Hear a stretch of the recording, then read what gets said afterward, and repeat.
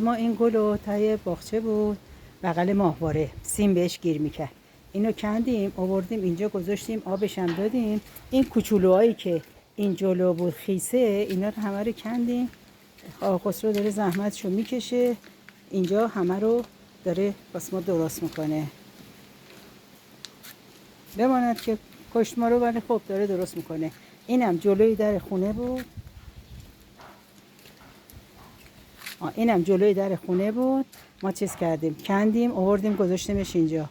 2 تا 3 تا ریشه داشت گذاشتیم، ایشالله که به امید خدا بگیره. الانم اون کوچولوهای اون ور رو همونا که سیم خانم خودت کنده بودی، اونا رو کندیم برداشتیم آوردیم اینجا. این کوچولوها مال همون جایی بود که کاشته بودی، آوردیم این ورم قشنگ میشه. ایشالله که همش بگیره. اینم اگه بگیره خیلی خوب میشه.